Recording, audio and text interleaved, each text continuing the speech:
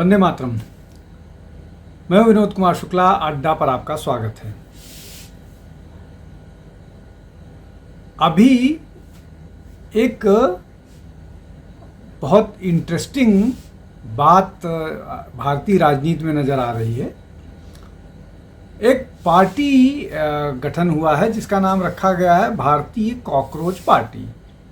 अब इसके जो जिसको संस्थापक कह लीजिए अभिजीत दीपके हैं, और ऐसा जो बात निकल कर के आ रही है कि ये बॉस्टन में बैठ कर के 4-5 लोगों के दिमाग की उपज है, जो शायद ये सोच रहे हैं कि वहाँ पर बैठ कर के सोशल मीडिया का कैंपेन करके वो एक रूलिंग पार्टी से मिलते जुलते हुए नाम को क्रिएट करके कोई राजनीतिक पॉलिटिकल बज क्रिएट कर देगी और यहाँ पर सत्ता परिवर्तन हो जाएगा।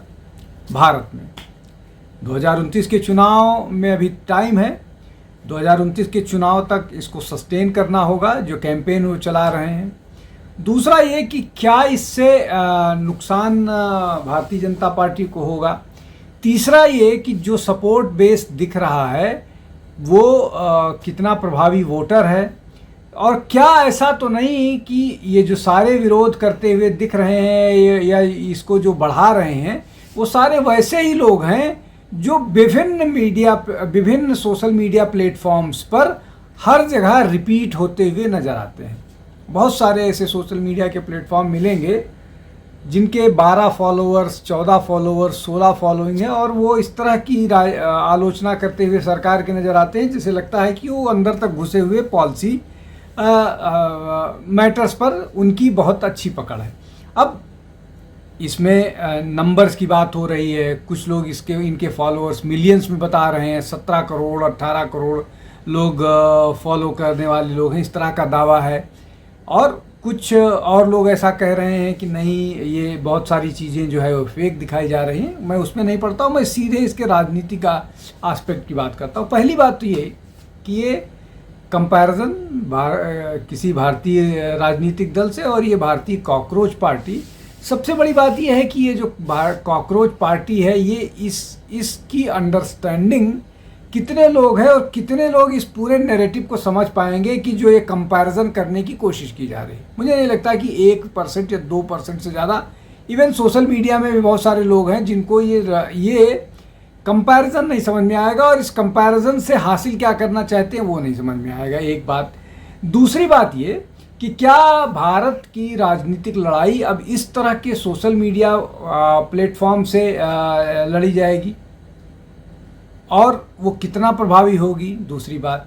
तीसरी बात ये कि राहुल गांधी लगातार बाहर जाते हैं और वो भारत के डेमोक्रेसी को लेकर के इस तरह की बात करते हैं कि भारत में डेमोक्रेसी ख़त्म हो गई है और भारत में डेमोक्रेसी बहाल करने की ज़रूरत है।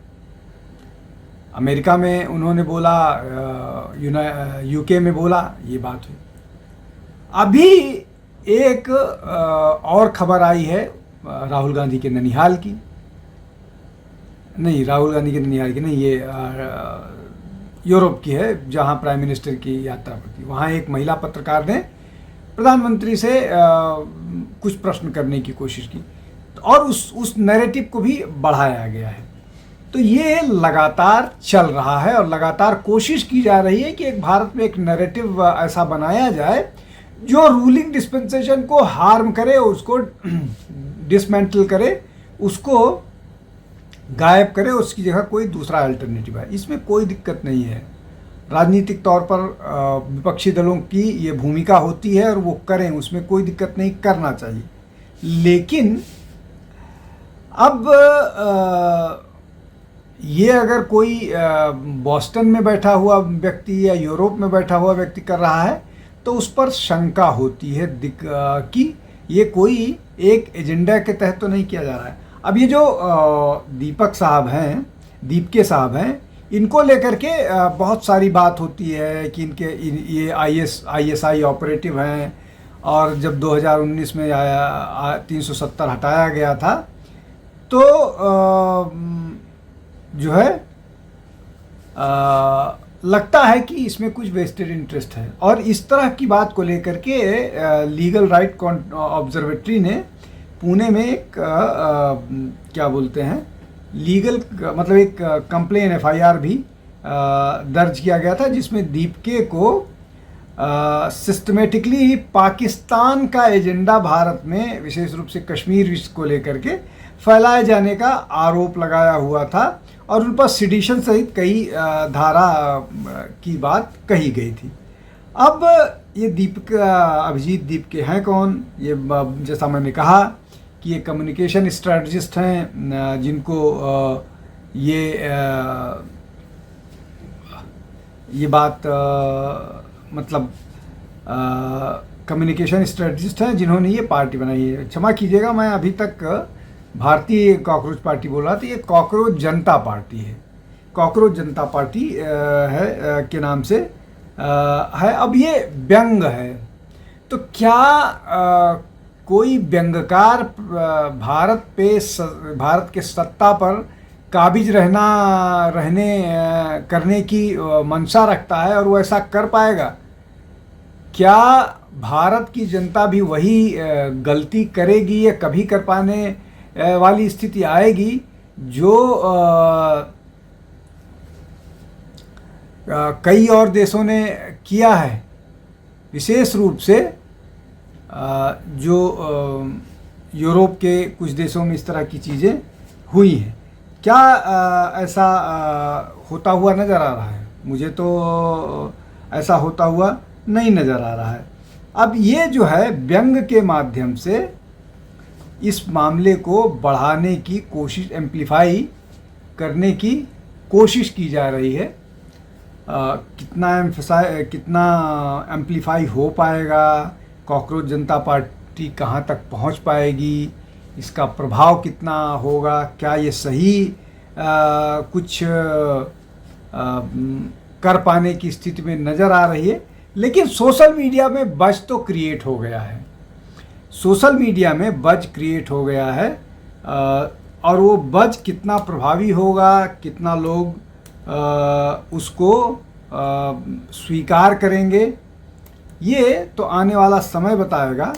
लेकिन क्या यूक्रेन की तरह हम भी किसी कॉमेडियन को इलेक्ट करके अपने देश का वही हाल करना चाहते हैं जो यूक्रेन का हुआ है?